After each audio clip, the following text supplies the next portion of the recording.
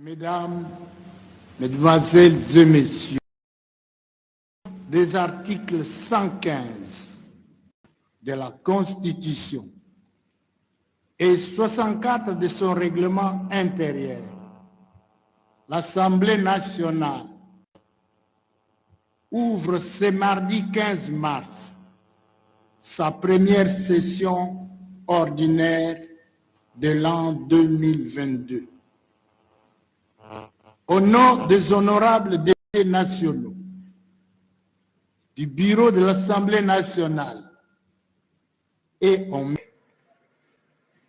honorables députés, chers collègues, distingués invités, toujours dans les domaines de contrôle, il vous souviendra qu'à l'occasion de l'examen et du vote du projet de loi de finances de l'exercice 2022, du projet de loi portant reddition des comptes de la loi de finances de l'exercice 2020 et du projet de loi de finances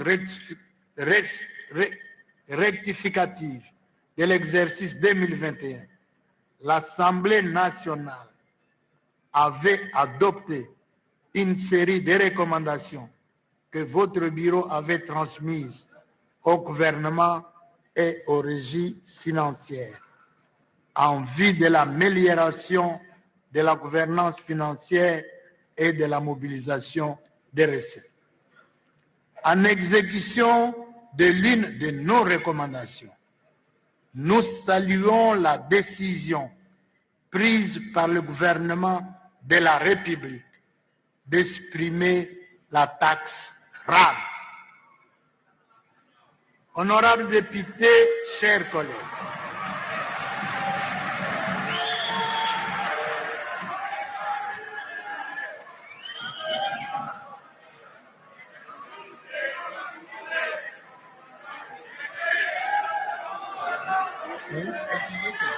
honorables députés, chers collègues, distingués invités, dans le cadre de la mise en œuvre de l'ordonnance portant proclamation de l'état de siège dans les provinces de l'Ituri et du Nord Kivu, tel que prorogé à ce jour, notre commission défense et sécurité avait procédé à l'audition de membres de notre gouvernement.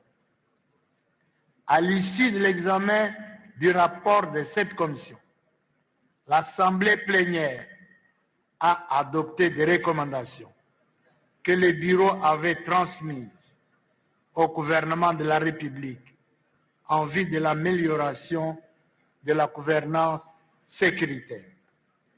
Au cours de la présente session, nous procéderons tant à travers les commissions concernées qu'en plénière à l'évaluation sans complaisance de la mise en œuvre effective de toutes les recommandations par les membres du gouvernement, les régies financières et les structures étatiques concernées. Par ailleurs, dans le cadre du contrôle budgétaire et en application des dispositions de l'article 110 de notre règlement intérieur, j'invite instamment la Commission économique et financière et de contrôle budgétaire à élaborer et à soumettre au bureau de l'Assemblée nationale son calendrier de contrôle de l'exécution de la loi de finances de l'exercice 2022. Honorables députés, chers collègues, distingués invités, lors de nos débats consacrés au projet de loi de finances et au contrôle parlementaire, l'Assemblée nationale a toujours accordé une attention soutenue à la gestion durable des ressources naturelles. En effet, au cours de la présente session, l'Assemblée plénière avait adopté 2 résolutions portant création de 2 commissions d'enquête parlementaire, portant respectivement sur la gestion et l'exploitation de nos ressources minières et forestières et de nos terres arables. Ces commissions d'enquête qui a commencé va justement examiner avec célérité la loi électorale afin de permettre à la Commission électorale nationale indépendante de pouvoir organiser ces élections dans le délai constitutionnel. Alors, je ne suis pas seul, je suis avec Augustin Bissoukou dans le compte de nos auditeurs qui nous suivent en Chiluba parce que nous sommes justement, nous avons suivi ce discours avec lui.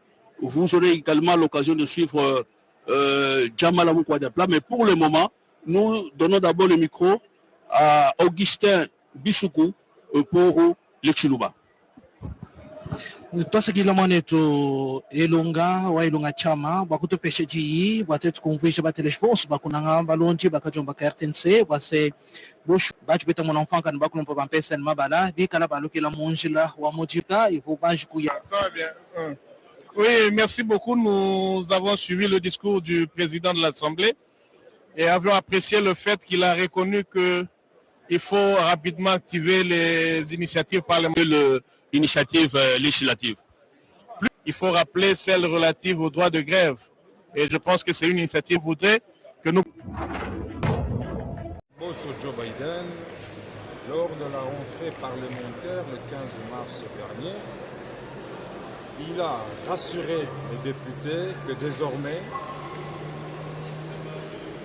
son bureau va respecter le règlement intérieur. C'est-à-dire, toutes les initiatives parlementaires des députés seront prises en considération, suivant le prescrit de notre règlement intérieur, de la Chambre basse. Et donc, je pouvais avoir un doute méthodique, mais j'ai quand même décidé de lui faire un peu de confiance. Pour cela, je suis venu premièrement pour rappeler toutes mes initiatives parlementaires de la session passée qui sont en souffrance et qui méritent d'être alignées dans le calendrier de cette nouvelle session ordinaire,